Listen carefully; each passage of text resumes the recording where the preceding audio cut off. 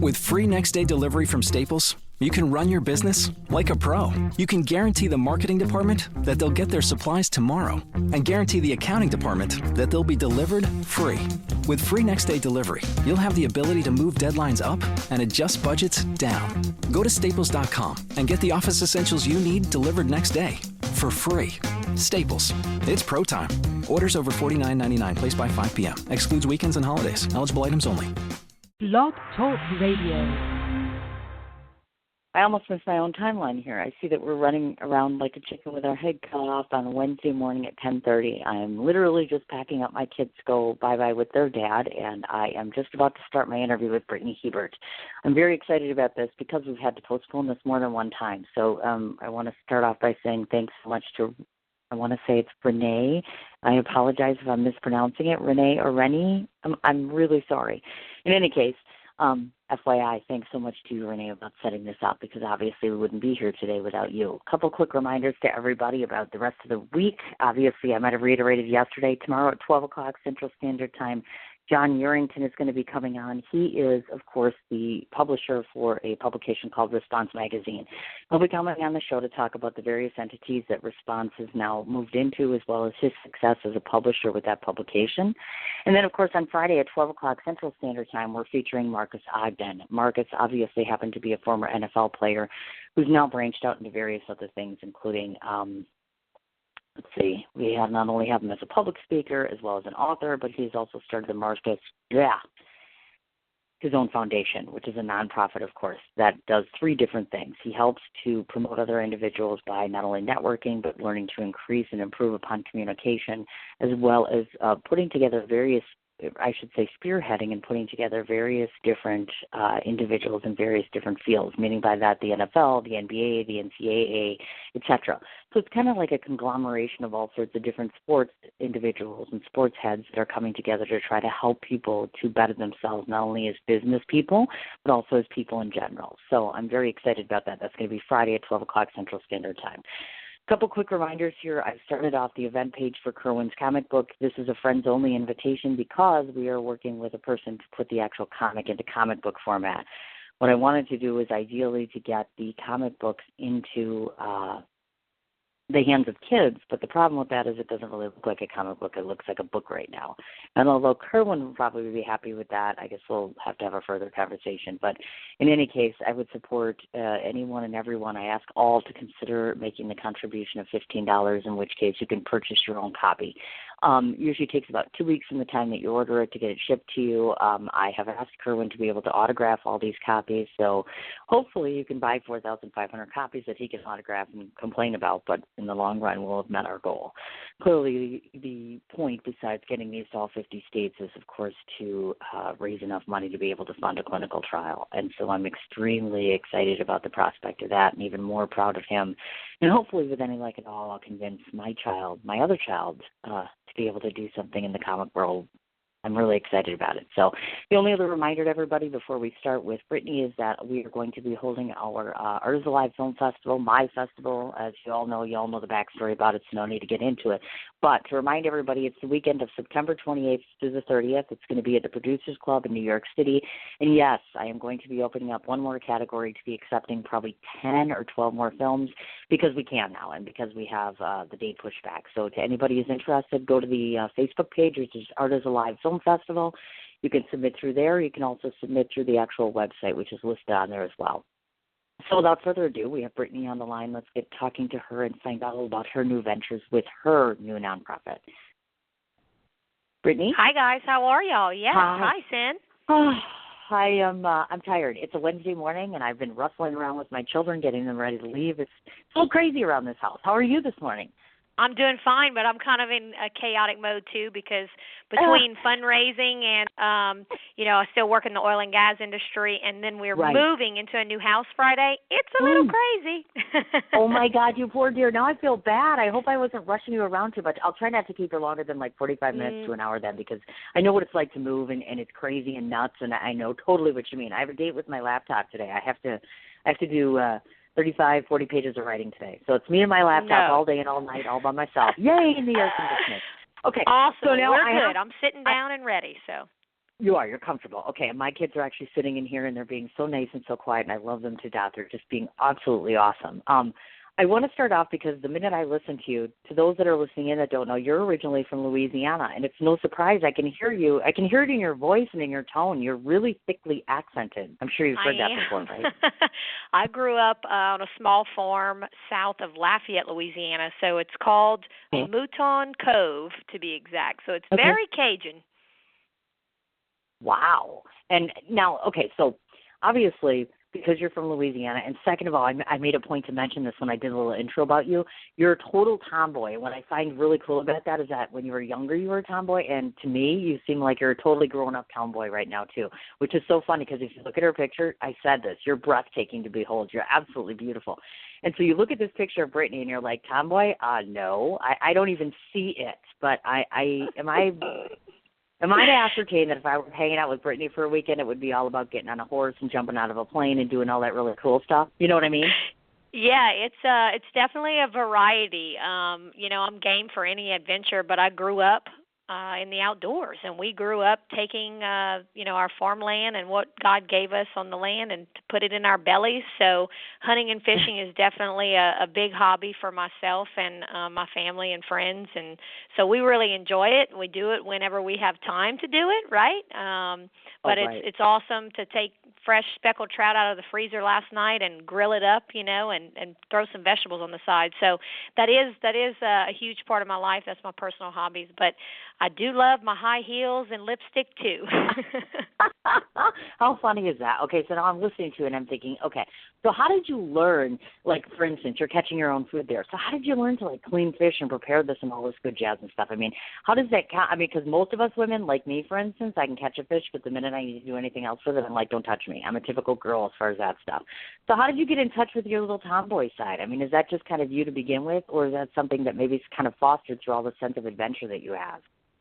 I think, it's just who I was to begin with. But when you grow up in a place like that, I mean, South Louisiana is just a sportsman's paradise. And we literally were on a crawfish and rice farm. We also raised lambs. We had chickens, potbelly pigs. So, Mom stayed home with the two kids.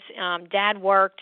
And, when Dad was home, we were in the woods or we were fishing. And one important lesson that my dad always taught us was that, you can't just harvest the animal or catch the fish and then not know what to do with it, right? I mean, he taught us how to clean the fish, and he taught us how to properly freeze our fish, and how to clean our ducks and doves, and then Mom taught us how to cook them, which was the most amazing part. And so did our grandparents, right? So I think in that, when they were growing up, they didn't have much, and so they literally, my grandparents and great grandparents, milked the cows and took the chickens off of the farm, and that's the way it was. I mean, you couldn't necessarily go to Whole Foods, and it wasn't there for them. It wasn't accessible. So it was really neat to learn those things, and it's been a huge part of helping me grow in life in general, but in my career, both my nonprofit and the oil and gas industry. Right. Oh, no, I totally understand. I do. And I give you a lot of credit for that, to be honest with you, because sometimes you get into an industry, especially when you're working with, some of the people you've been working with, let's say in the celebrity realm, et cetera. Sometimes people get a sense of getting away from their true sense. You know what I'm talking about? Success kind of changes people, the industry that you're in, and it's so nice to see that you stay very true to heart, which is very impressive. Speaking of impressive, 14 years old and crowned Miss, I can't even pronounce it. Is it Acadiana? Okay, I got it right. Oh, my gosh. So talk to me about that, because I've entered my kiddos in a couple different contests, and I was almost afraid. Like, I look at some of these little girls nowadays. I don't know how you feel about this. It's an honor, first of all, to be recognized for something like that. But they just look so, they're so young, becoming so old so quick. Do you know what I mean by that? Yeah, I do. And now listen, the pageant circuits that we were in growing up are nothing compared to what I see today and what I guess I'll consider the word big city is today. I mean, we we're in small festival pageants. And so if you know anything about Louisiana, there is a festival and a party for everything. So the Cattle Festival pageant was the first one that my mom entered me in. And, I mean, of all things, right, it's hilarious now. But, yeah, I was the Deb Cattle Queen, and I rode on a float and waved my hand, and sometimes I rode my horse in the parade. And, you did so many volunteer things in the community. It was not about all this makeup and, posing and modeling and social media and selfies. That was not what it was about. It was about being with your friends and peers. And look, if you win the pageant based on your interview and your stage presence, it's a huge bonus, right? But then after that, you get so involved in the community. And that's what our pageant circuit was about. And so it is a little crazy to see what it has turned into today. And, and I don't know. I haven't been back to a small town pageant in a long time, but I would assume it's probably morphed in a little bit of the big city style stuff. But, yeah, it's, I think parents need to definitely concentrate on the community involvement that comes out of that reign, if you're going to win the pageant versus how good you look next to everybody else, right? It's just, it can get a little crazy. Oh, I know. Oh, I know. I do. And like I said, I give you a lot of credit for that because obviously, of course, like I said, back in the day, it was just, like you said, it's a whole different realm as far as that goes. What I like about what comes out of that, though, is its exposure. And a lot of times you can use that exposure for good and to get recognized and to have certain things recognized out of it. So kudos to you on that one. I know that you were educated through the University of Louisiana and you had studied both English and history. So I was curious to ask, because, of course, I'm a writer and I majored in English and journalism myself.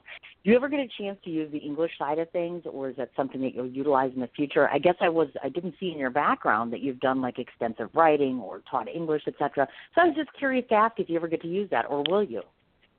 So the answer is no at the current moment. Will I in the future? I guess you never know what the keys may hold, but I intended to grow up, go to college, go to law school, be some big shot attorney, move to New York, and drive a black Mercedes. I mean, seriously, Sin, I was a total farm girl, and even though, and I love my mom for throwing that spice in my life.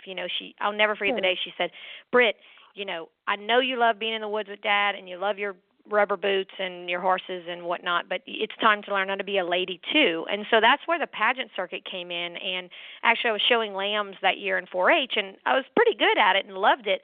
And unfortunately my little lamb had passed away that year, so we needed a new hobby. And so that's what Mom did. She put me in the pageant circuit, and it ended up changing my life forever. But, I just thought I would get away from this big farm and be this awesome attorney, and it's what I saw on TV, Sin, for crying out loud. We weren't exposed to much growing up. We didn't travel. We never went international. I don't think I got on a plane till I was in college. So, there was a lot that we did not know about the world, per se, growing up. So English and history for me was, that's what I need to do to get into law school. That's what I need to do to get through law school. And whatever happens after that, happens. One cool thing about it is, though, I can look at different things, and I do have to write things often for the charity.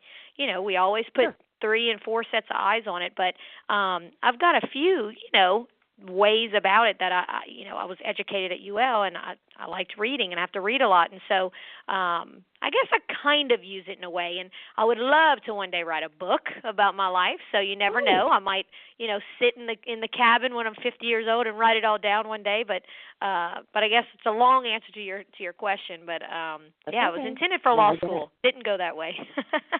Gotcha. No, I understand, and I always get excited, and you shouldn't have told me that because I've written 4 books and I've written almost everything. So that's my big thing is when I start hearing people say, I want to write a book, I'll be on you like white on rice now. Now I'm going to stay on you until the point where you actually start writing it. So you shouldn't have thrown it out there because now it's out there and I'm going to be on you about this.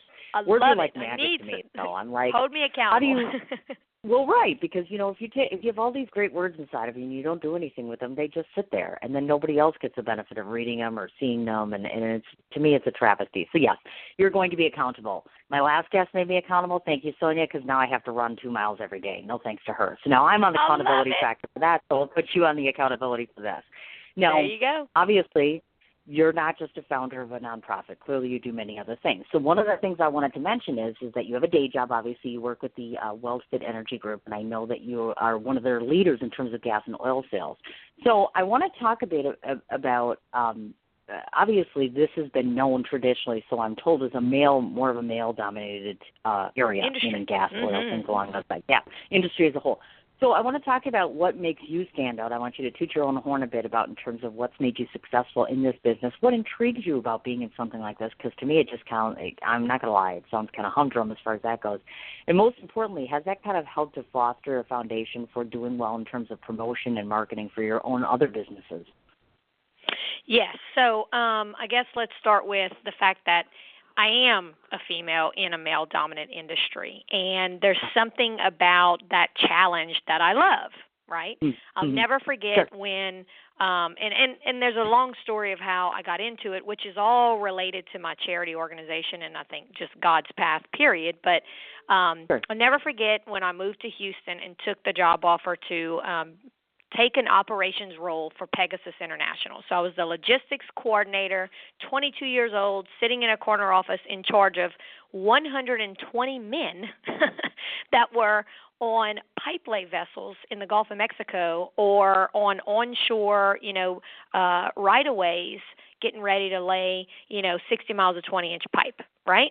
So I come in here, I have no idea what any of this is. I remember my dad and I driving and him trying to just load as much information about the oil and gas industry into my little brain as possible.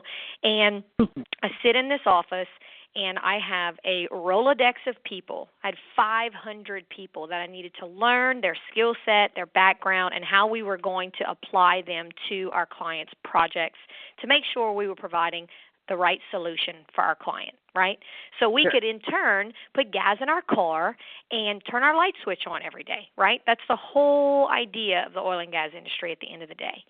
So I guess I remember sitting for 6 months, 6 a.m. to midnight sometimes, with a big whiteboard and color coding each specialty of each person and just jumping in there, like literally just dive off of a boat into the middle of the ocean and you're either going to sink or swim. And there's sharks constantly chasing you, right? Because, again, you're a female, you're up against a lot of men that we're not, I think, and now it's changing, it's evolving, not used to very energetic, driven, persistent women, young women as well, coming into their world to say, hey, I have a solution for you and you need to listen, right?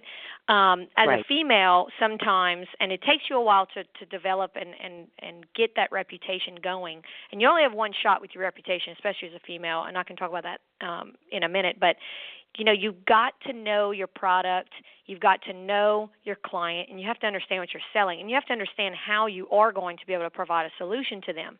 If you know those things, if you're persistent, and if you have a good jazzy personality to top it off, you can be extremely successful, I think, in any male-dominant industry, right? It's something new. It's something different. You're going to come in and you're going to spice things up.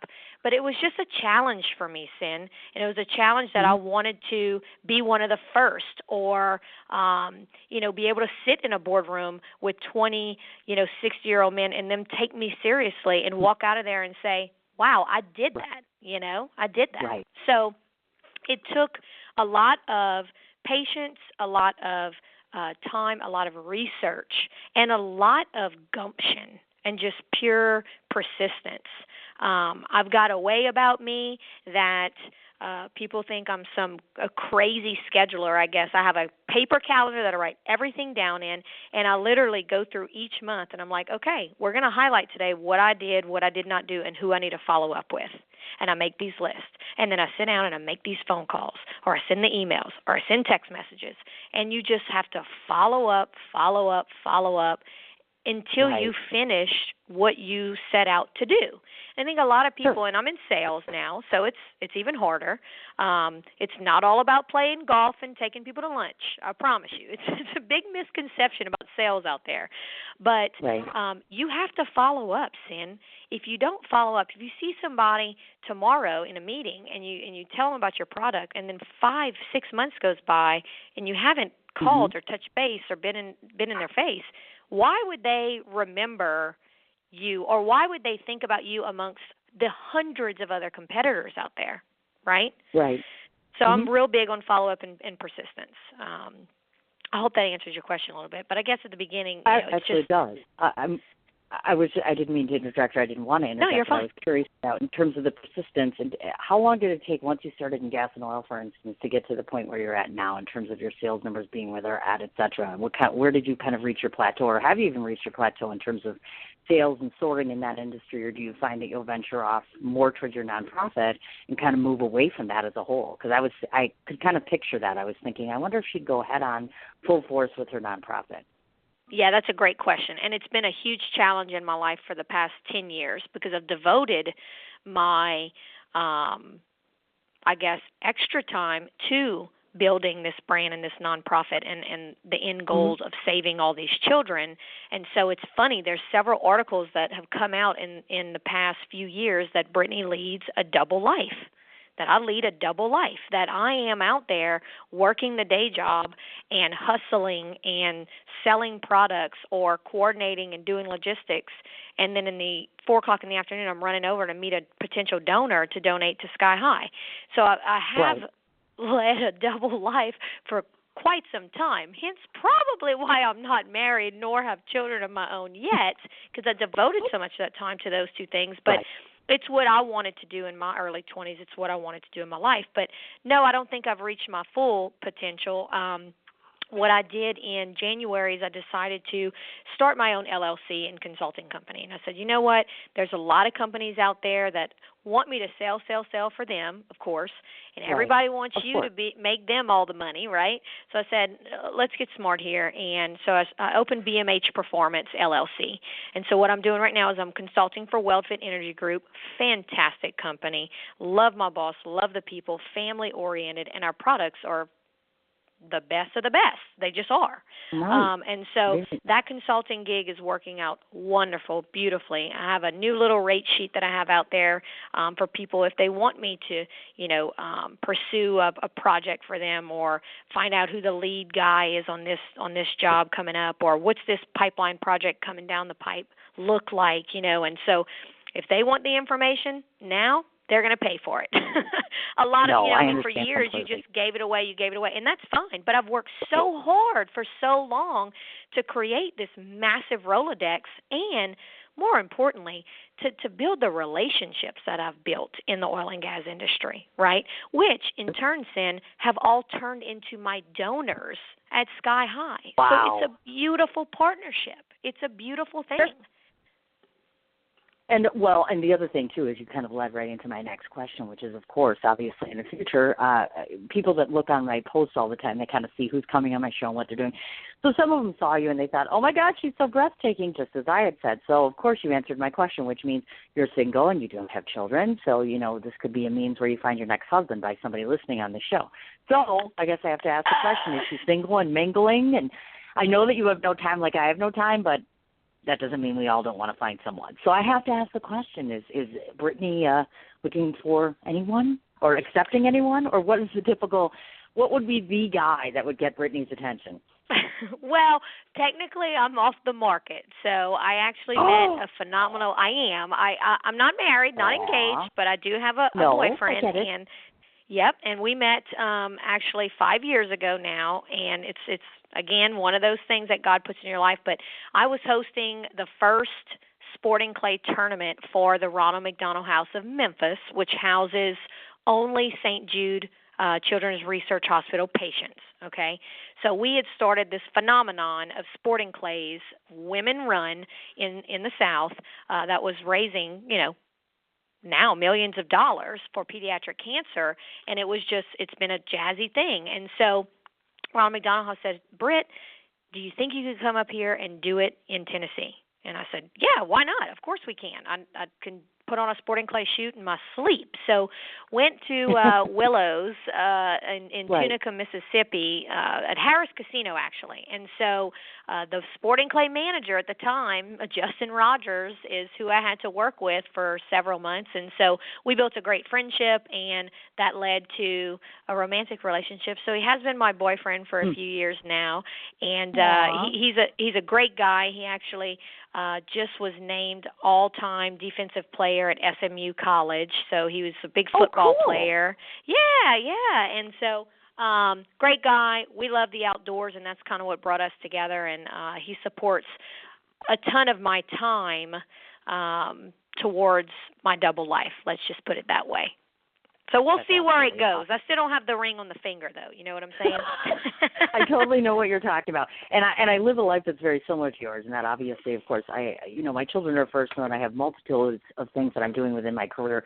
So it is very difficult, Although I do envy you, because about 30 seconds ago, my children actually left with their father, and it's just very quiet now, and it's very empty right now. So there's an opposite side of the fence for those of us who kind of, live and breathe with that sort of good stuff. But, you'll totally end up getting married and having kids. I can see it. You're like a total Barbie doll. I'm like, there's no way you can't have kids and get married and have this wonderful life. You're just so lovely. It's not going to happen. I love you. You're so sweet. But it's good. No, I'm just honest, dear. I call it the way I see it, and that's it. I've never been called a Barbie doll, and you know what? I'm going to take it. It's true. You know what? You could so tag that. Like, literally, I just did an interview today, and I was called a Barbie doll. You never know. That could be your claim to fame, among other things. So there you go. Hey, it's one of those things. Yep. I love it. I'll take it to the bank. Now that we've crushed everyone's dreams, because you won't date anyone, thanks a lot, we'll move on to something different, which is, of course, I want to talk about this because I know in your personal life, and I assume that you're still doing this, because I had read that you actually participate in doing dog adoption. So I thought we should talk about that because that's important, assuming that you still have time to do that. I was curious to find out what kind of drew you in that direction, of course, and how actively involved you are with something like that, to the folks that are listening in who may never do things like that. Yeah, it's so awesome. I mean, I'm a huge supporter of rescue. I mean, there's just so many dogs out there that are awesome dogs that only need, like, really two things. They need love, and they need, great shelter and a great chance at life. And you can really turn a dog's personality around in a very short period of time. But I moved to Houston, 22 years old, by myself. I actually moved right by my office so I could walk there if I didn't know how to drive anywhere in this big city, right? Right. So I thought, oh, my gosh, okay, I'm a little scared. I'm walking up and down my apartment at night, and they had a lot of trees around and whatnot. So always, you're going to love this, always packing my handgun with me just in case, because, know, we are in Texas over here. And, in fact, we have a ladies' night out happy hour next Thursday where we're going to the pistol range all to use and learn how to use our pistols safely, et cetera. So it's pretty cool. But anyway, so I thought, okay, my whole life I've wanted a Great Dane. I don't know why. We had Labradors. We even had a little poodle growing up and German Shepherds. We always had hunting-related dogs or protection dogs. I just always wanted a Great Dane. My best friend and I were like, oh, when we get rich one day, we're going to have 2 Great Danes greet our guests at the doors. I don't know what dreams we were thinking of then and how funny we were, right, when you're like 12. Sure. Like, what are you talking about? But I knew I wanted one. And so I started looking online at different Great Dane rescue sites and actually found this beautiful girl, Bella, in Cape Coral, Florida, of all places. But it was crazy. So they were breeders of Great Danes. And because this dog was the runt of the litter, they were going to put it down. They couldn't sell it. So I was like, what? This is so heartbreaking. So I did all of the groundwork. Yeah, I did all the groundwork, and really it's kind of cool. So several airlines fly dogs all around at like 6 a.m. every morning. It's a $200 fee as long as you have the vet papers and, the person putting the dog on the plane puts all the paperwork intact and it's in the right crate. They'll fly the dog from anywhere to anywhere. So I paid $300 for Bella. I flew her on United, went to George Bush Airport, picked her up. She was 3 months old, and she just turned out to be one of the best dogs I've ever had. I get home every day, and she is just cannot wait to see Mama, and that's my Bella Ann Marie, and she's got her squirrel game on. I mean, she is looking for squirrels every day, or she's lounging, because Great Danes are super, super loungy dogs. But since then, now you're going to think I'm absolutely nuts. I have 3 rescue Great Danes. So, yes, I am one of those crazy people, and my boyfriend would prefer not to have 3 Great Danes. So it's turned out to be something, Well, what I did was, when I got Belle, I was like, okay, well, a year later I bought my house, and so I had a big backyard, and I was like, okay, Bella can't be home all day by herself. She needs a friend. I mean, watch the movie Pets, right? And it's really true. Like, they don't want to be home by themselves all darn day. Sure. So then I rescued Bomb Bomb. He's my big fatty. I call him Fatty. He's this big tub of a Lord Great Dane, and I don't know why. He never got tall, but he got wide. And so it's been Belle and Bomb for 9 years now, and they've been awesome together. And so a year ago, I got a call from the same Great Dane rescue group in Galveston, and they said, Britt, would you be interested in fostering this Dane? There's a family that bought one from a breeder, and they live in a very, very small place and don't have the funds to actually feed the dog any longer. I think people, get large breeds sometimes and just don't do their research and don't understand what the training, first of all, that you need to put forth, and then the actual cost of feeding the dog and the vet bills and all that jazz. So I take Daphne in, and let me tell you, Sin, not only did she not come to me for 2 solid weeks in my own home, okay, but she wanted to aggressively bite people. So come to find out, she was in a kennel day in and day out. They never let her out of this kennel for 2 years of her life.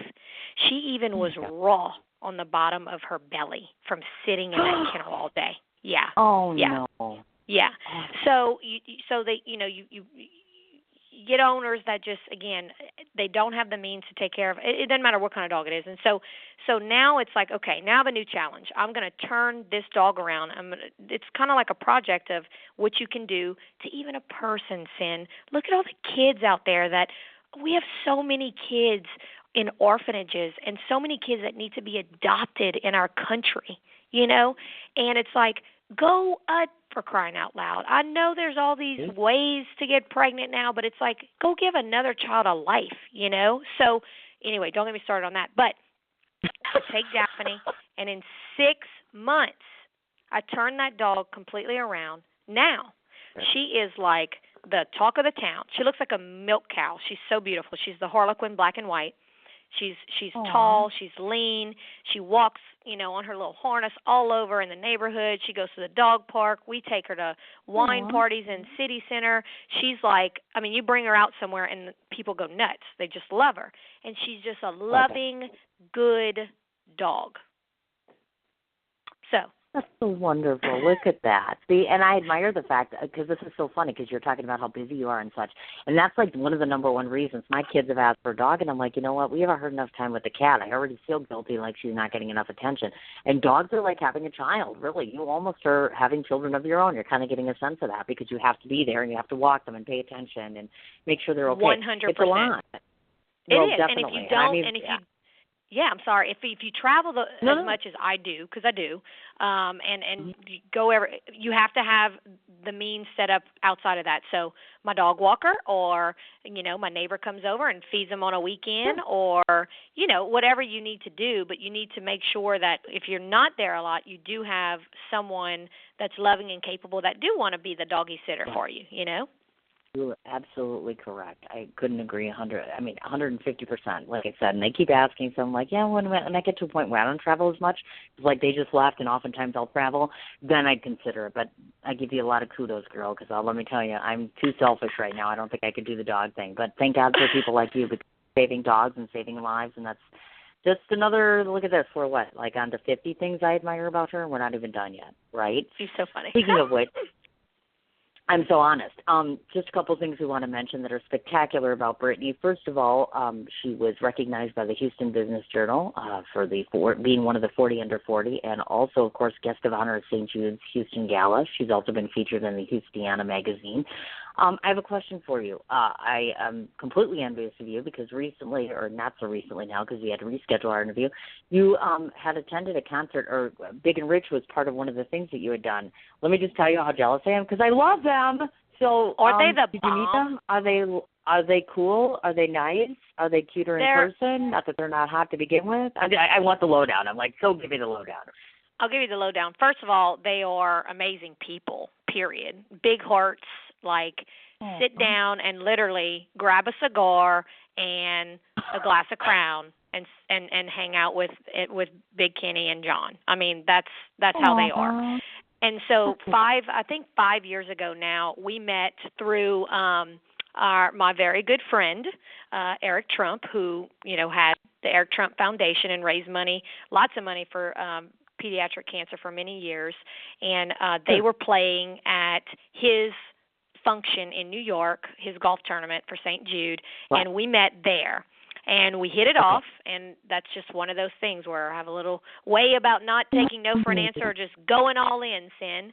So we met there, and we actually did a deal where we donated $75,000 to St. Jude. Wow. And in turn, John and Kenny said, okay, you pick the place. We're going to come do a concert, all right? So we were like, whoa, this is so awesome. And Sin, we had just launched our first annual or an inaugural San Antonio sporting clay shoot and banquet. So picture this. Sure. We set up for 1,200, almost 1,500 people outside of the National Sporting Clay Shooting Center. This is the national place. It's the place to shoot sporting clays. And we have 25 cooking rigs, so you can come out, eat whatever you can imagine, from a fried rib to a boudin ball or jambalaya, shoot sporting clays, kids can get their face painted, archery tournament. I mean, it's just a day of fun, all going back for pediatric cancer. And then that night, we set up this bad to the bone, humongous stage, all the lighting, I mean, the cranes. It was nuts. And Big and Rich took the stage and just dominated. I mean, it was one of the best, if not the best, live concert I have ever seen. But the best part is they weren't like that band. You had to talk to the manager before you could go talk to them, or you can't get on the stage, Brittany. Or they were like, hey, what do you want us to do, and how can we help you raise more money for St. Jude? That's what John told me. So I was like, all right, John, if you're in, I need you to help me sell some live auction items. And so we did the concert, and in the middle of the concert, I got on stage. We were all on a microphone. Big Kenny is actually an auctioneer. It's so funny. People don't know that. Really? But he full-blown did the auction, and John held up the items. He even blew a duck call. I mean, it was just awesome. Yeah. This is and awesome. He was oh, my God. Yeah, he was mesmerized. And you know what's – there's a little cool piece to our organization. So we cut – ponytails. We cut hair, 8 inches of hair, at every major auction that we host. People bid to cut, and the hair goes to this really cool organization called Children with Hair Loss out of Detroit, Michigan. It's the only wig company, nonprofit wig company, that does not charge a child for the actual wig. They make the wig, they give the child the wig. Okay, it's your wig. Sure. So we have to donate hair, right, so they can make the wigs. Well, Laura Trump actually gets on stage, and we had 5 girls that night. And so it's Big Kenny, it's John, everybody's on a microphone, the crowd's going wild. And can you believe that we sold 5 ponytails for $100,000? Wow. I mean, that's impressive. It was Holy nuts, man. you know. But that's what John and Kenny brought to the table. They challenged the crowd. They just made it an electrifying moment. And it was nuts.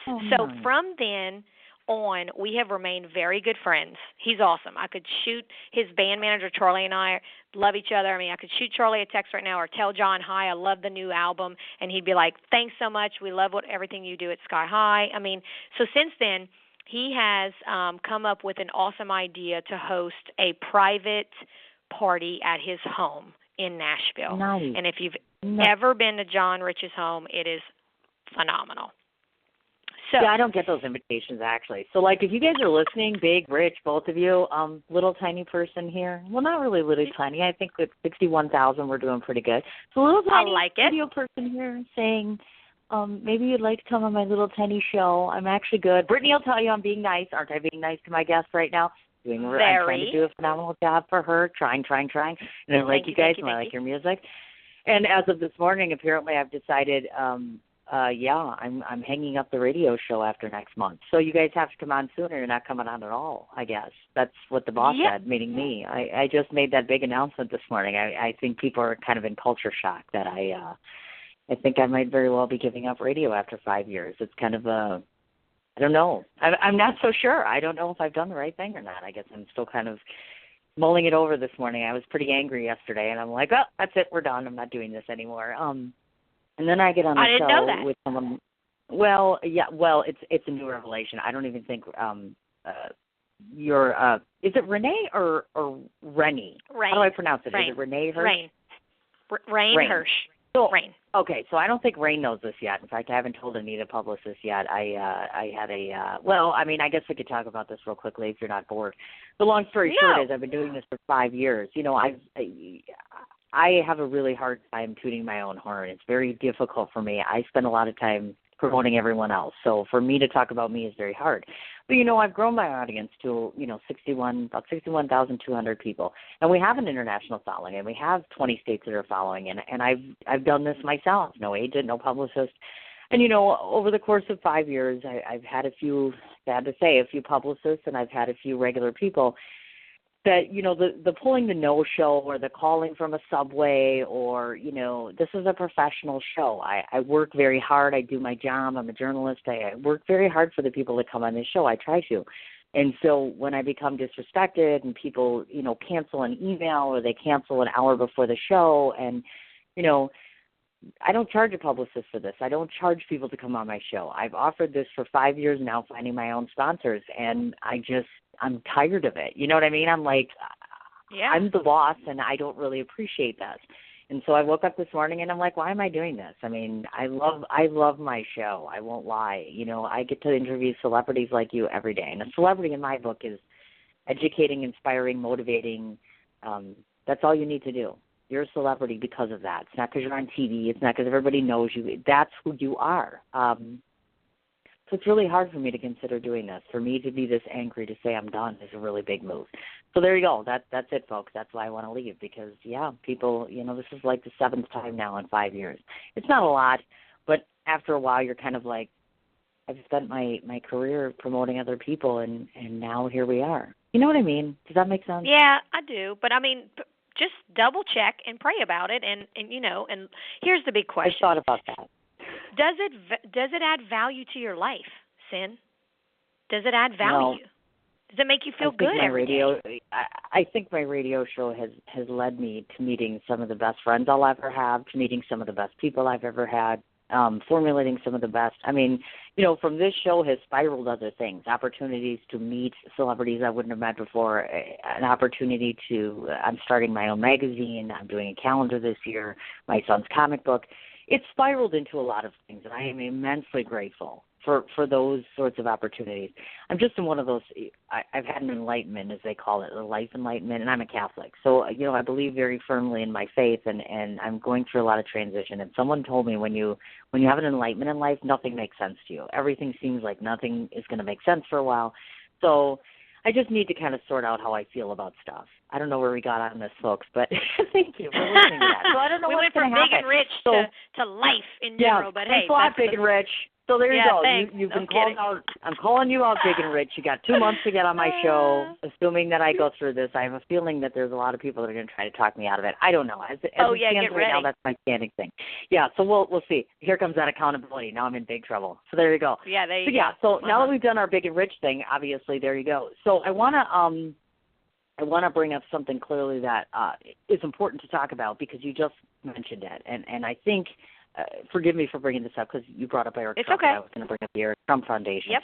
Let me tell you why this is fundamental, folks, when you're listening in. There's nothing that's been irritating to me more, and this is why I'm bringing this up, because I want you to speak about it if you would. I have noticed, and I'm sure you see it's the same thing in circles. I'll be the first one to tell you I am not a Trump supporter. However, I respect you or anyone else for your beliefs, who you want to believe and who you want to support. Now, the fact, folks, that I'm going to talk to her about Eric Trump, and I'm not going to be rude. I'm not going to defriend her. I'm not going to hang up the phone. This is why I want to bring it up, because I want to be able to illustrate the fact that people can actually be humane and honest and humble about who they know and their good points. And I want you to talk about the Eric Trump Foundation and some of the things that I may not know. And the reason I say that is because, are you noticing the same thing I am? I'm seeing families torn apart. I'm seeing friends not associating anymore. Our country's just kind of spiraling in a bad place. And so I think it's important for us to be able to show you can like people. It's okay to like them and to support them and still be friends and still get along and still support each other. You know what I'm saying? 100%. And here's the bottom line, Sin. So when I met Eric, it was one of those me being persistent and having some gumption. I was at St. Jude Hospital. We were donating our check that year and hosting a carnival for the families. And I opened the Promise magazine, which St. Jude produces every month, and on the last page was an article about Eric Trump and his foundation and what the money he was raising. Now, this was 6-7 years ago. So if you can believe this, I had no idea who he was. Like, none. This will show you, like, how naive and how out of touch I was with a lot of the world, okay?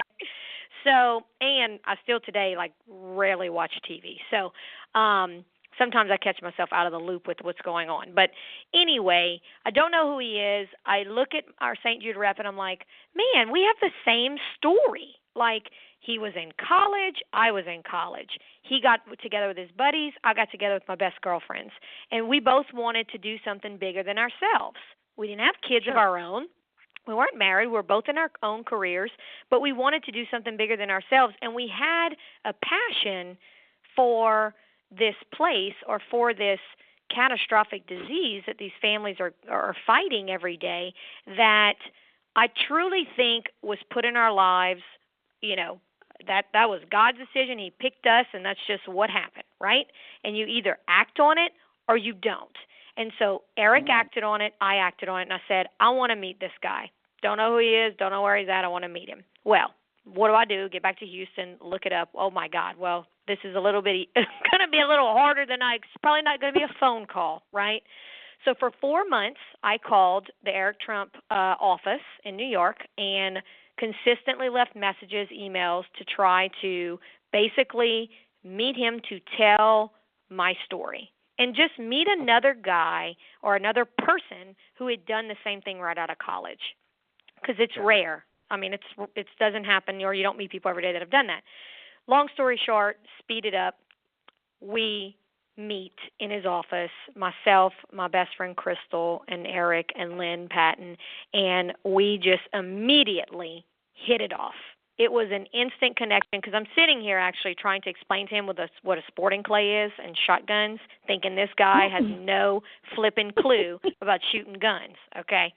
And he looks at me and he's like, you must be kidding, right? Like, I shoot sporting clays all the time. I'm actually ranked number 1 in Pennsylvania or something like that. I'm like, what? You're lying? And he's like, no, I'm not lying. You think I'm lying? I'm like, yeah, you're full of it right now. He's like, I don't just sit in this office up here in New York and, like, don't participate in the outdoors. I'm like, so come to find out, years pass, and we cultivate just a friendship, period. We're friends. We're going back and forth about hunting, fishing, sporting clays, and our passion for St. Jude. We meet Laura. We meet Lynn. We meet Larry. We meet the whole team. They meet our whole team. Before you know it, we're like, hey, Eric, y'all want to come to our event in South Louisiana and see what we do? And he's like, yep, I'll be there. And, like, there was a moment where I was like, is this happening? Because you step back and you're like, wait, is he really going to come to our event? Like, he cares that much? And that's where people are missing that big connection, because they don't know who he is or who his siblings are, because they haven't had a chance to hang out with him for the past 6 years, literally, like, sitting down and, smoking a cigar and talking about how we're going to raise more money to save more kids. Sure. I mean, people just haven't experienced that. I have. My whole group has. Our whole team has. And so year 5, Eric gets an opportunity to pledge $20 million to build the west wing of the Surgery and ICU Center at St. Jude. Wow.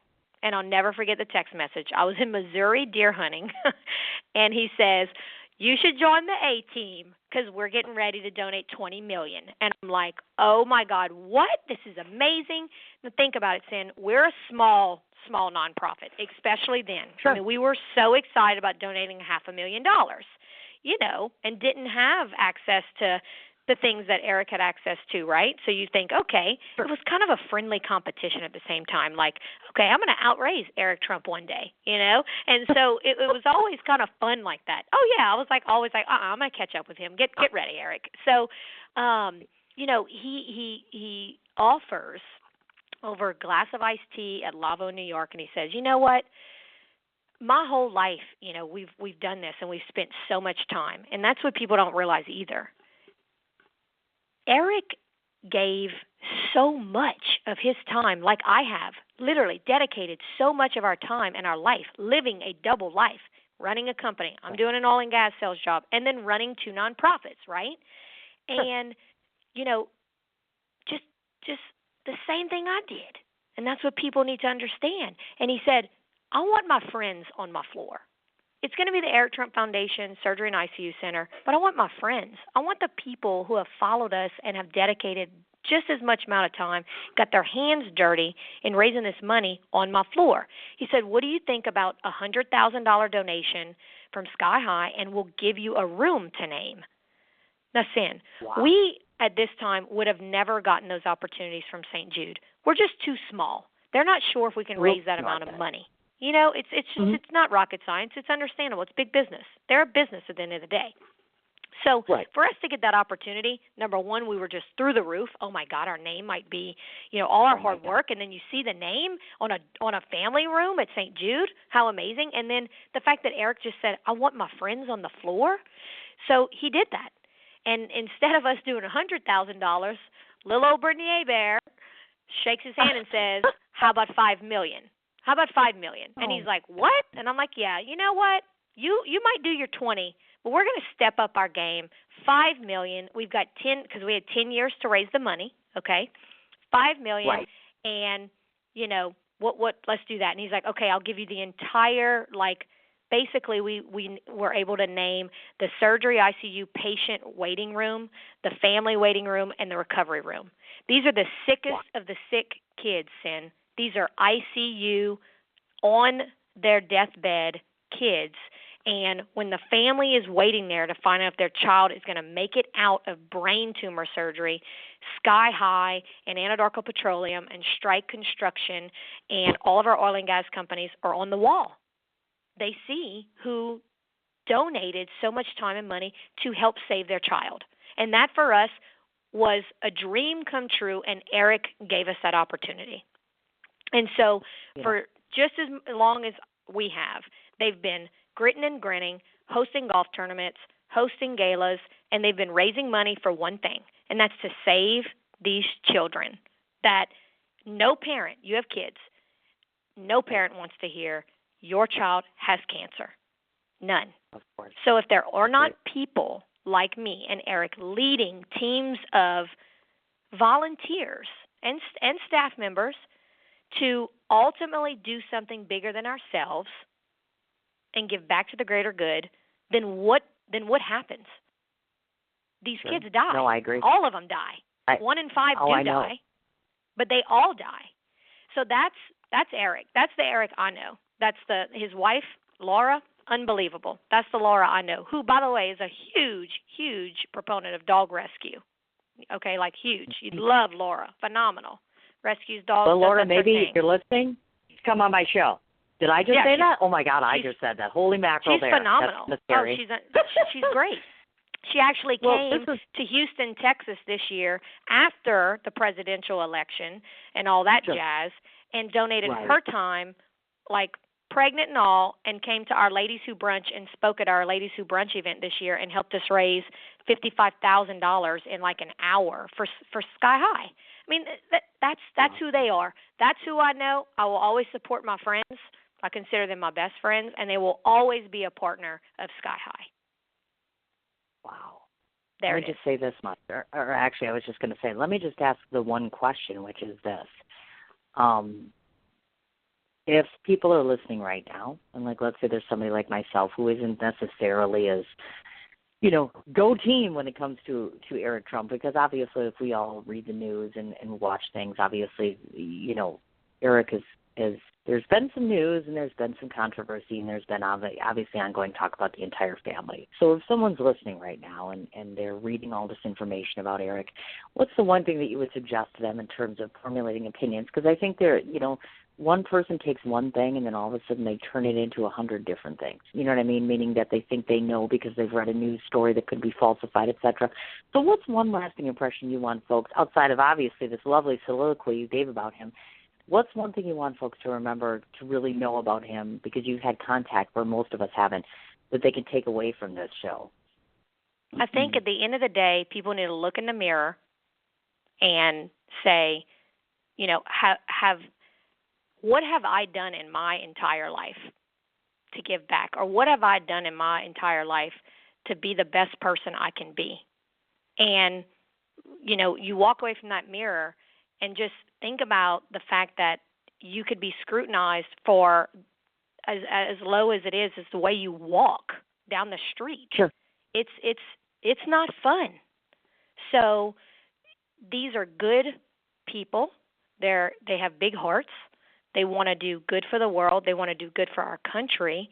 And they've sacrificed something that literally 99.99999% of the people in this country would not sacrifice. People need to keep that in mind. I mean, I appreciate that. These Thank are, you. these are human beings. These are people. Right. So, and you need to think agree. about the I positive. So many people want to look at the negative. Why not look at the positive? I had to tell my boyfriend that a couple weeks ago. I was like, babe, I know I talk loud. I probably cuss too much. And, yes, I sometimes talk with food in my mouth. Okay. He cannot stand those three things, and he loves to point them out. That's the Cajun side of me. I said, but, babe, look at all the other awesome stuff about me. Can we concentrate on that and not those three little things? Sure. I think it's what people need to wake up every day. Positive, That's awesome. Absolutely awesome. And thank you for doing that, like I said. And I hold myself in that same thing. Obviously, as a journalist, I look at things very differently because obviously he's in the public eye along with his family. So the way I view things as a person and as a journalist, I've always said this along the line, which is why I wanted to bring it up today. I don't care if you support, meaning that you're a fan of Donald Trump and his family, or you're not. You're entitled to believe whatever you want.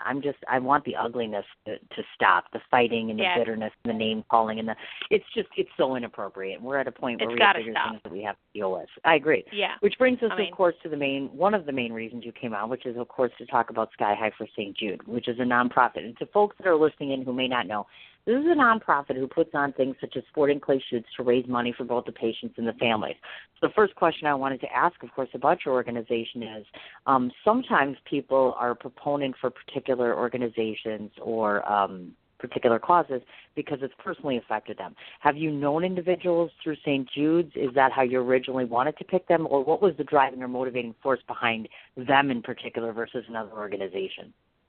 So back to the pageant world, Miss Acadiana, Billy Menard had a niece who had passed away of childhood cancer at St. Jude, and so she took all of her surrounding queens and gave us a challenge to raise a certain amount of money, and at that time it was $1,000, so we could provide VCRs at the time, and basketball goals to the 52 rooms at Ronald McDonald House for these kids. So we had buckets, and we raised our money, and we went to St. Jude.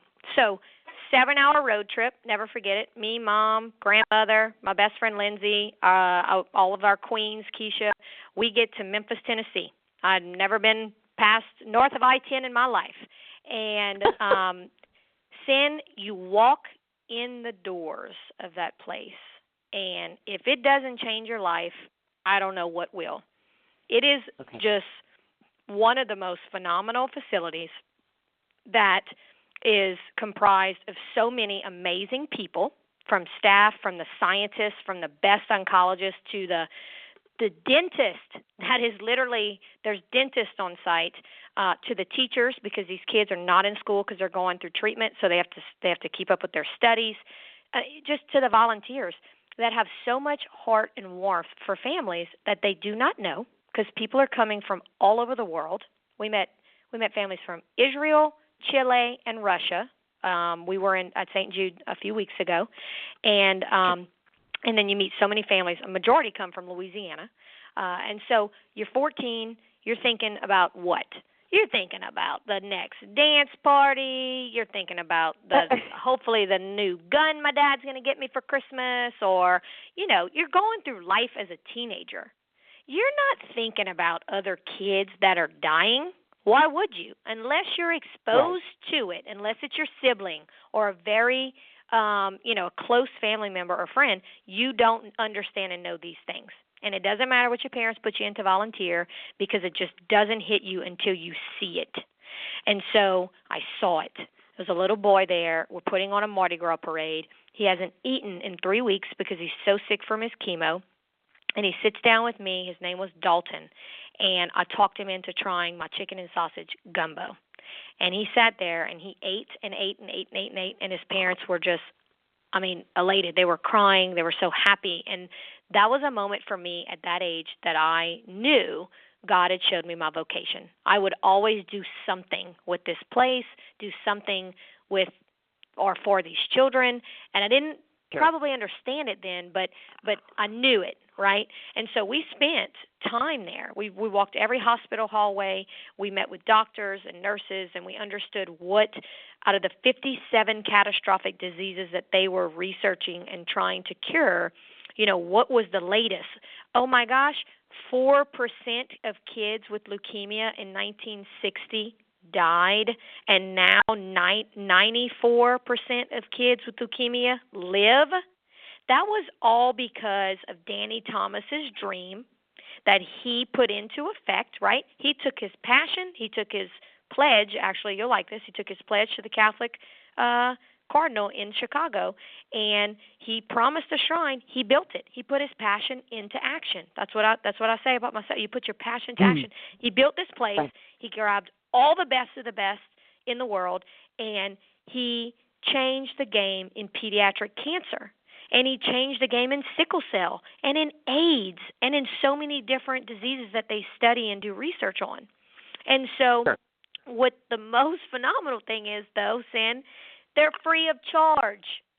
It doesn't matter if you have a dime or if you've got $20 million. If your kid meets protocol at St. Jude, you don't pay for anything. Do you know what that means to a family that's coming from South Mississippi that I met them, 5 kids in a mobile home, dad's working, mom's taking care of the kids, and then Zach gets bone cancer, and then dad has to quit his job. How are they going to pay the light bill? How are they going to pay for food? What are they going to do with the other 4 kids while they're going to Memphis? It's all taken care of. Done. Get to the doors. You're accepted, meeting protocol, and you won't pay for anything. And so if organizations like Sky High and if individuals out on the streets do not continue to support, then St. Jude cannot do what they do. And they are number one for a reason. Over 150 research labs, they're number one for a reason. So we've got to feed what I am calling the mothership. They are the mothership. And the even more remarkable part is if, Dr. Downing comes up with the next big game changer for whatever disease in pediatrics, guess who's getting it? Everybody. They share 100% of their research, protocols, medications, treatments, et cetera, with every other pediatric oncology center in the world, not just the United States, in the world. So Texas Children's Cancer Center right here in my backyard, which we are proudly supporting now, loving Dr. Poplack and Dr. Dreyer and their team, and loving supporting our team here. But guess what? They're talking to St. Jude every day. What did you find out? What did you find out? What can we do better now? How was this child's reaction to the chemo? So if you don't have a place like St. Jude, I think you just don't have that leadership in medicine, period, and you don't have the research that is funneled out to everybody else, and so everybody else is kind of sitting there waiting, right?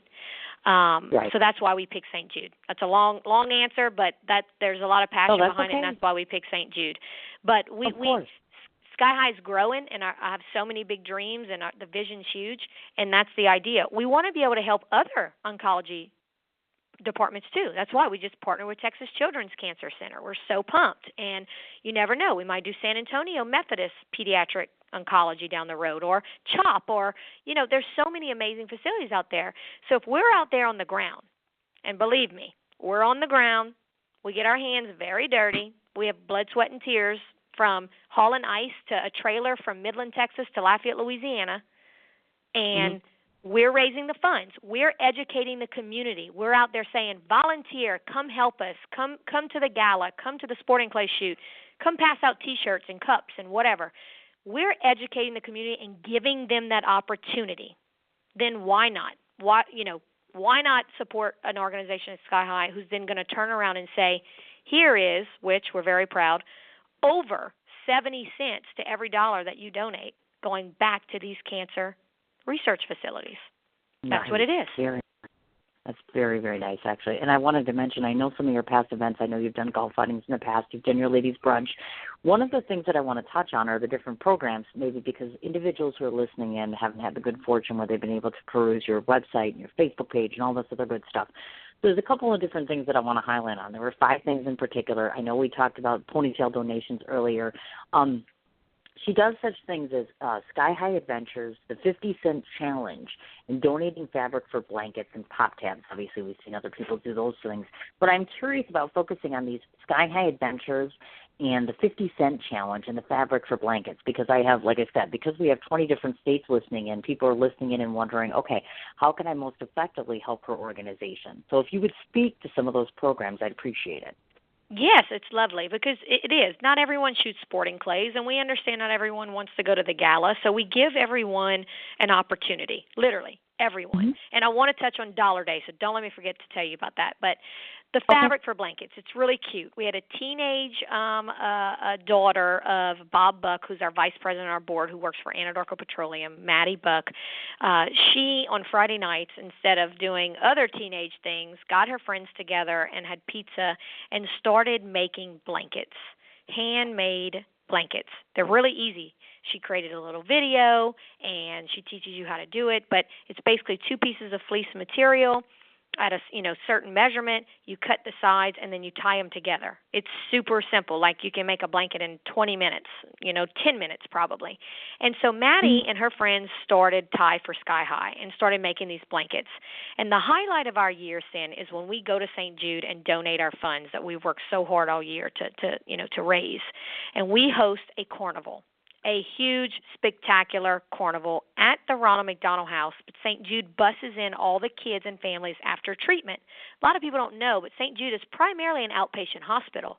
So you're going to Memphis, your kid's going in for chemo all day or for whatever treatment they're getting, and then you're leaving. You're not sleeping at the hospital. So you have to go to one of the housing facilities to sleep and live.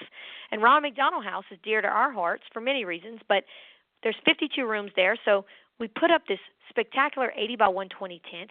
We were Disney characters this year, and yes, I was in a full-blown Minnie Mouse costume with the head and all, and I could barely see, but boy, I did a whole lot of dancing with those kids. And we do that, and when the kids come and register for the carnival, they get a blanket. And I can't tell you how cool it is for those kids. I mean, they love it. They're like, can I have the Spider-Man one?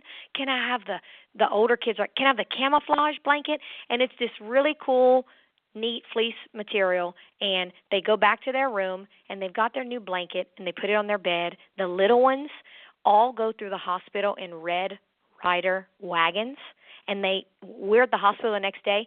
It's so fun. They all have their blankets in their wagons.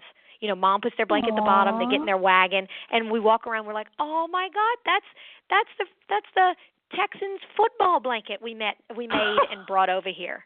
Isn't that cool? So we disperse over 300 handmade blankets every year at the carnival, and then we just did a big blanket drop at Texas Children's.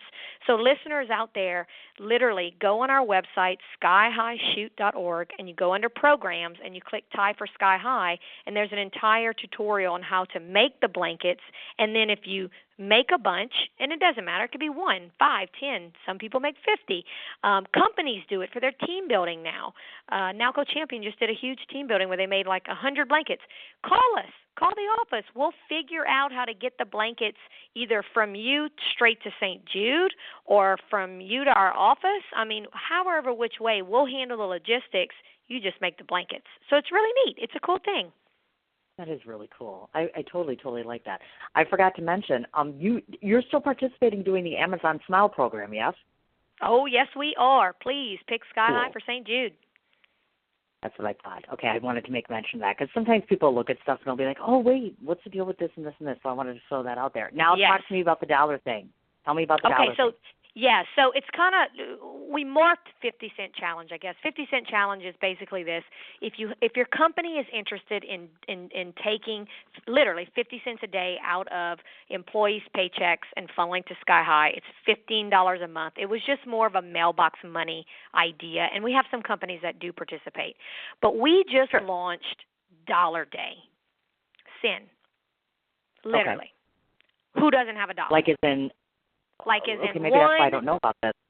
$1.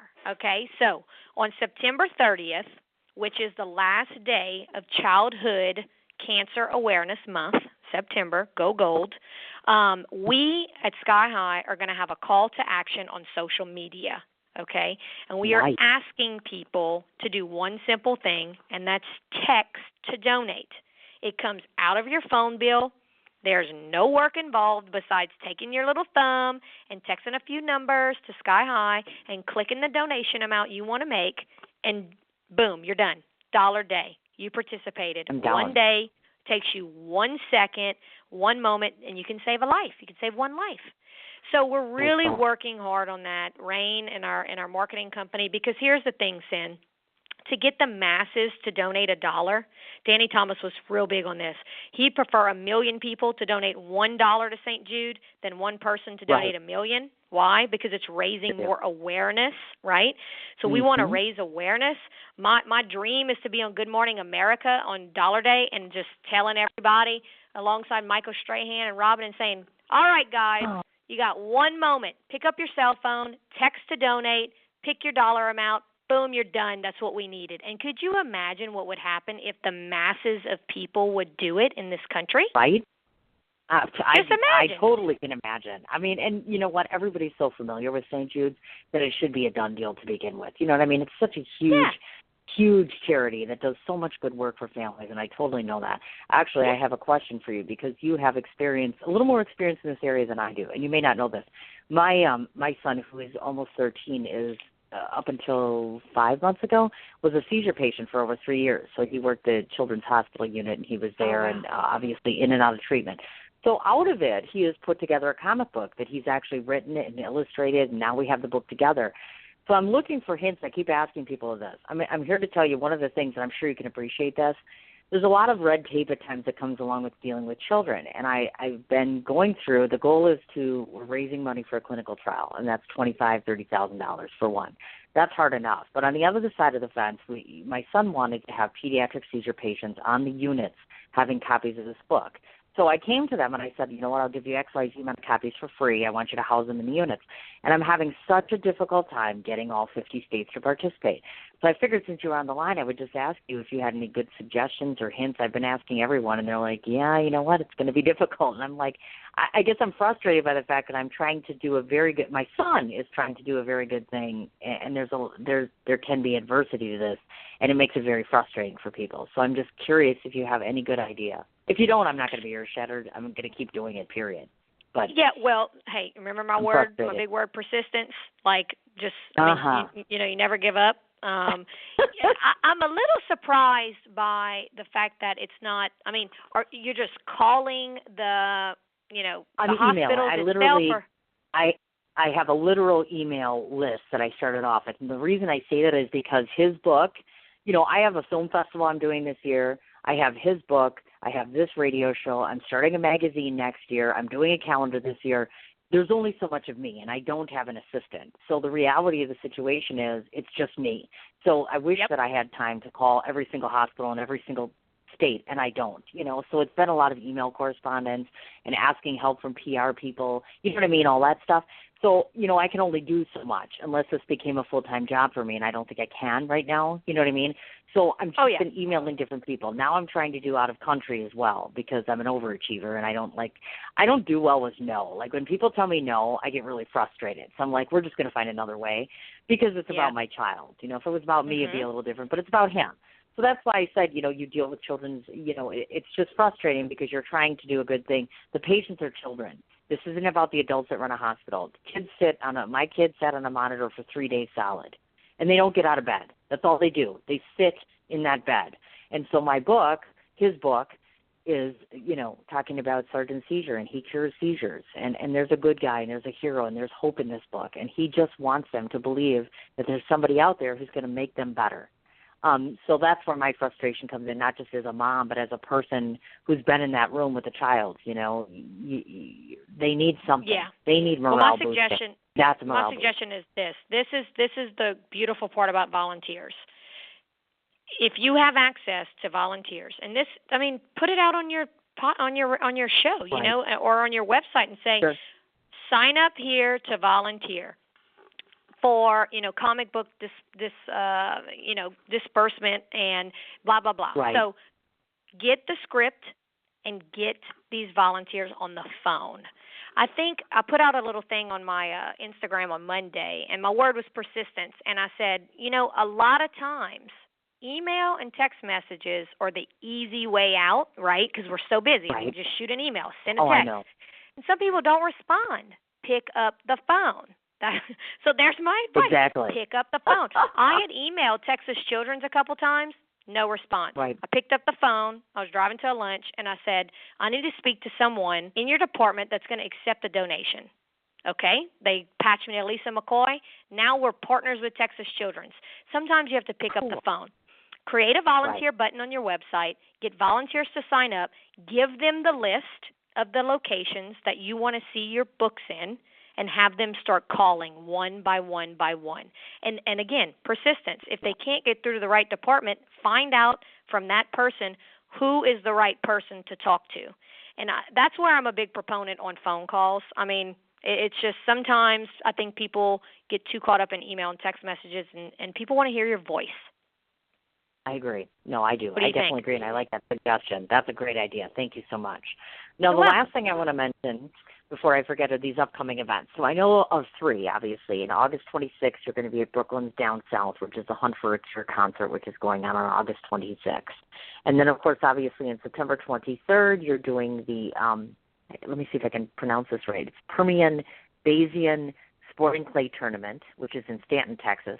And then on October 14th of 2017, you're doing Shaw's Bend event, which is in Columbus, Texas. So I guess we should talk about the most recent one, which is, of course, the Hunt for a Cure concert in August. Talk to me a little bit about that, and can folks still get tickets and participate in that? Yes, so that's tied to our Adventures program. And so what we do is we do 6 to 8 Adventures trips a year. And it's much like Make-A-Wish. We give families an opportunity to get away, not think about being sick, and, their child wants an outdoor adventure. They don't want a Disney cruise, and they don't want to meet the next NFL player. They want to go duck hunting or fishing or deer hunting or camping. And I know that, I know there's controversy around hunting and fishing and all that jazz, but at the end of the day, we're doing it legally. We harvest the animal to put on the table, and it is something that these kids want to do. And we've actually got a note from a dad the other day that said, I can't believe it, but you got my child to, literally, he was suicidal because he's a teenager and he's going through he has a bone cancer, and some of these kids do not react well at all, right? They think life is over. And we got him out on an adventure trip, and he was in the woods for 4 days with his dad, and he did harvest his animal and just had a trip of a lifetime, and it turned the kid completely around. like he's a different person. And so if we can give that to the family, that's what we want to do. So our Hunt for a Cure event does have tickets available. It's going to be fun. We have a rocking concert right outside of Austin, Texas, and the food's going to be amazing. And so that's what it is. It's a fundraiser so then we can continue to take these families on these cool adventure trips. And we're doing it with our great partner at National Wild Turkey Federation. So it's going to be fun. Oh, that's right. I almost forgot to mention that. I did not want to forget to mention this because last time I checked, I just want to double check. You have been partnered with 3 organizations, the National Wild Turkey Foundation, or Federation, excuse me, Strike USA, and then Anadarko Petroleum. Are you still partnered with all 3? I just want to clarify that. Yes. Okay. So Anadarko Petroleum and Strike are 2 of our biggest donors and corporate partners, and most of all, they are our boots on the ground majority of the time, because when we host these events, this is what people don't realize, our board members, our committees, our volunteers, we're physically out there putting the actual event together. And the logistics around any of those things, as you can imagine, or it's a nightmare sometimes. So, I know. Those companies are phenomenal, and we're so proud that they have stuck with us for so many years. Because again, without those solid partners, it's very hard to operate from day to day. So it's been great. And then Anadarko's taken us to Midland, Texas, as you mentioned, on September 23rd. So the Permian Basin is the new hot spot for oil and gas. If you haven't read the news, lots of pipelines and gathering systems going on there, and it's good because the oil and gas industry, we had a hard time for 2 solid years, still having a hard time with oil prices the way they are.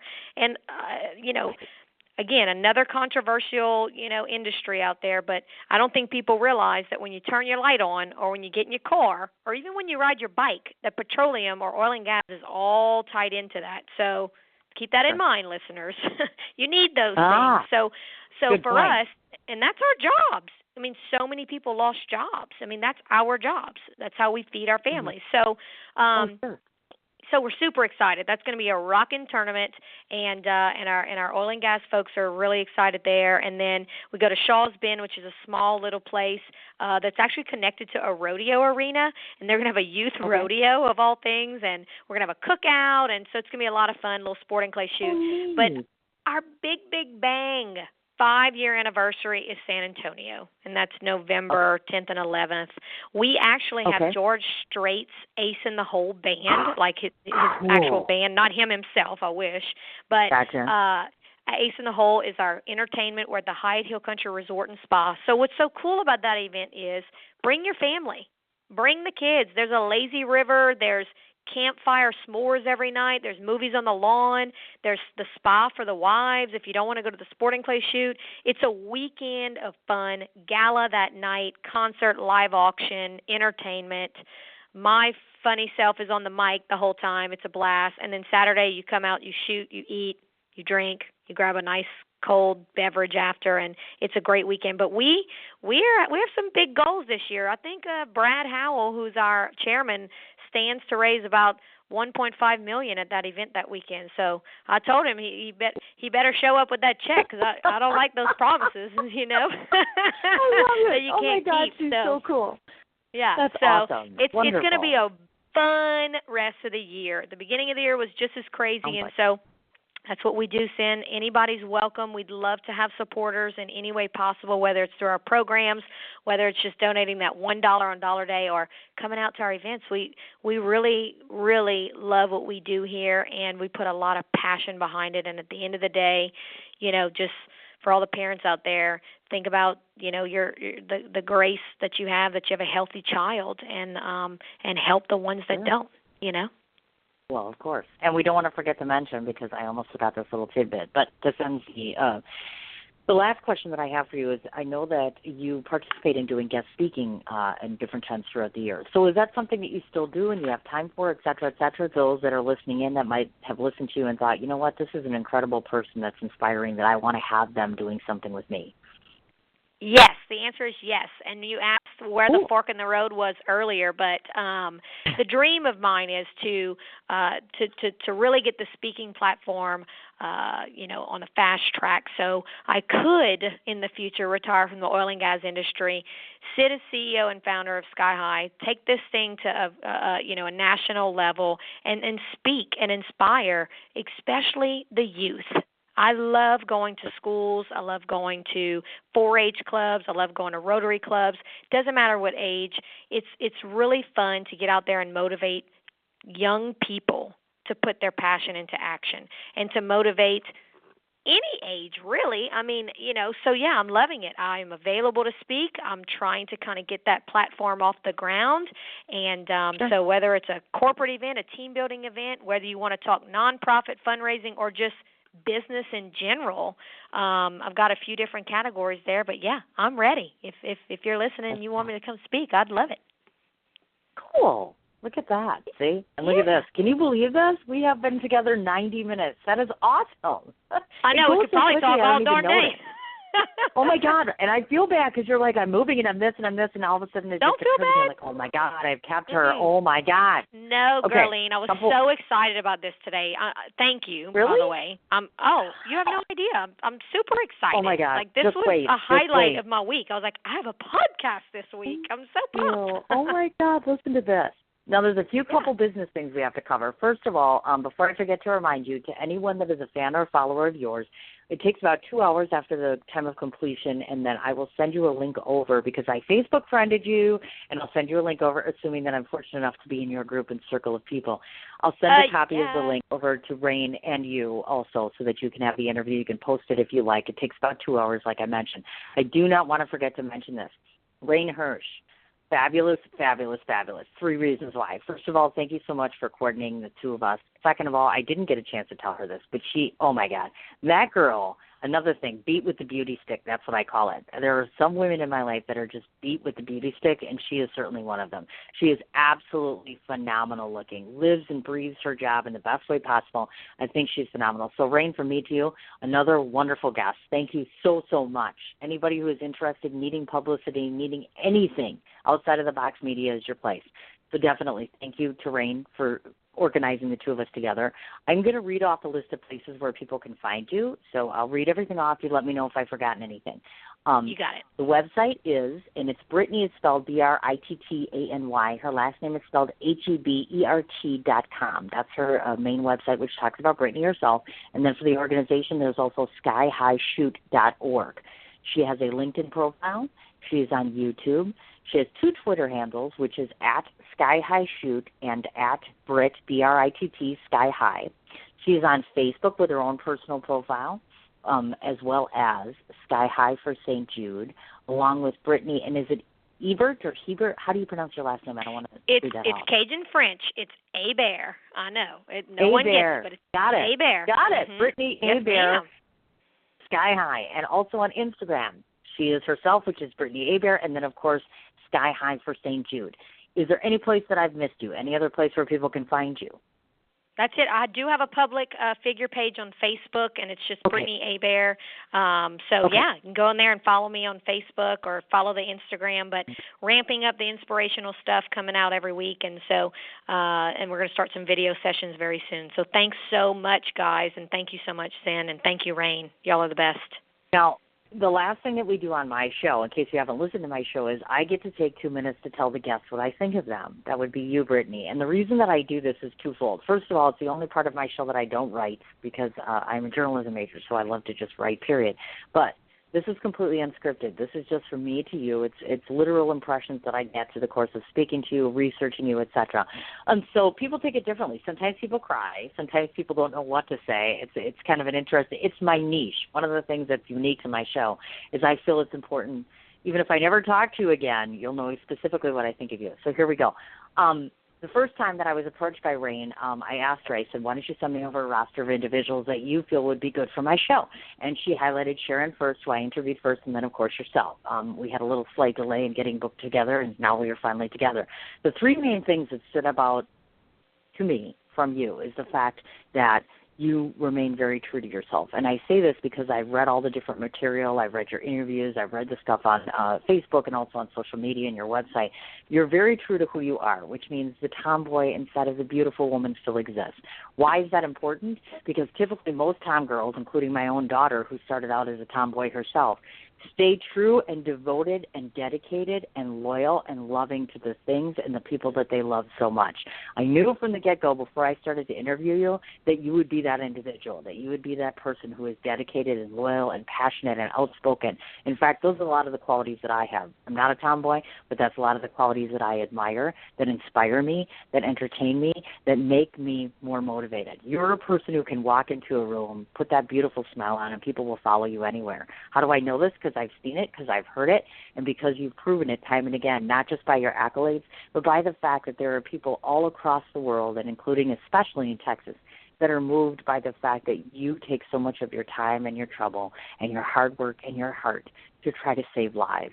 There is nothing to me that is more fundamentally impressive than someone who takes their passion and turns it into a purpose. You have many purposes, and I meant what I said. You are a true Barbie doll in every sense of the world. You shine and you glitter and you impress me so very much, and I've not even had the fortunate chance to meet you. My hope and my prayer for you is that God guides you in the right direction, continues to help you with your causes. If I can ever do anything for you, know that I will. If I can get to Texas in November, I will, because I'm a big proponent of when you come on my show, you're not just somebody that I fostered an interview for. You hopefully become my friend and my confidant. And I hope that I've done well for you. I hope that my audience listens and says, I want to know this girl as much as I do, because, Brittany, you're absolutely beautiful inside and out. So thank you so much. Cynthia, that's what I think of you. Thank you, Cyn. I don't even know. Yeah. Thank you. Well, and then they hear all this stuff, and they're like, oh, no, you can't stop doing radio. I think it's just a please don't feel-good. stop. I try to give a feel-good. I try. No, we'll see. We'll see how things go. I try very hard for my publicists and for the people that come on. And truly, if I've made a difference and I've brought some exposure to you and your cause, then more power to you. And I mean it. Use my platform anytime you would like, as long as it's around. Hopefully it'll be around past August. We'll see. But like I said, it was a true joy. I can't thank you enough, and I'm sorry that I've kept you so long. Go move. I hope everything goes really well. Let me know if I can do anything, please. You're the best. Well, just please, stay in touch and follow Sky High, and we'd be honored to have you in November. So please consider it. Oh, thank you. I will definitely do that. You stay in touch, like I said. I'll send you over the link in a couple hours, about 2 o'clock Central Standard Time. Just go do whatever you have to do. I'm so sorry, but I think we covered everything, and that's a good thing. So good luck. You're the best. Thank you. All right, have honey. a great Take rest care. of the day. Okay, babe. Bye. You too, honey. Bye. Brittany Hebert, tell me that she wasn't fabulous, right? I know it was 90 minutes. I feel really bad. So sorry, Brittany, but you know what? I think we did a kick-ass interview, right? Not going to lie about that. One more time. Rain Hirsch, she's the man, a.k.a. the woman, and I mean that in the most loving sense. She is awesome with her clients. She's awesome with people like me, and I can't thank her enough for organizing and orchestrating this. So thank you, Rain. Absolutely. Out of the box media. So Brittany Hebert, one more time. On Twitter, it's at Sky High Shoot, and also Britt, B-R-I-T-T, Sky High. She is on YouTube, LinkedIn. She has 2 websites, BrittanyHebert.com and SkyHighShoot.org. Instagram is Brittany Brittany M. My goodness, I think I can't even read my own writing here. I apologize. It's Brittany M. Hebert and Sky High for St. Jude. And, of course, on Facebook, she mentioned she has meaning her business page, which is Brittany Hebert, and then Brittany Hebert Sky High and Sky High for St. Jude. So thanks to Brittany again. Thanks to Rain, of course. Obviously, I want to remind everybody one more time. Tomorrow I'm going to be on air at 12 o'clock Central Standard Time. We are interviewing John Yarrington, who, of course, is acting publisher at Response Magazine. It's not just a magazine. It's an actual media mogul, if you will. So we'll talk about all the different components. Thanks so much to Andrea Pass, who is, of course, a marketing maven, for setting this particular interview up. I, as I mentioned, have an interview with my laptop. That's right. I'm typing up 35 pages today. Yay! Can't wait to do all that writing. Yay. Again, thanks so much to everybody for letting me vent and listening to me. I really appreciate it. Definitely I do, more than you absolutely know. Thanks to everybody who listened in today, of course. Join us on air tomorrow. If you guys are looking for me tonight, there's a good likelihood I may not make it to River Rhythms, but I can tell you I'll be at Moe's downtown because Scotty B is playing. So do your best tonight to either get over to the Bay, which is where Chris Pappas and Jeff Stoller are playing tonight from 6 to 8, or down at Moe's downtown, obviously, starting at, I want to say 8 or 9. Don't quote me. Check Scotty B's page. You guys have a great afternoon. I'll talk to you tomorrow.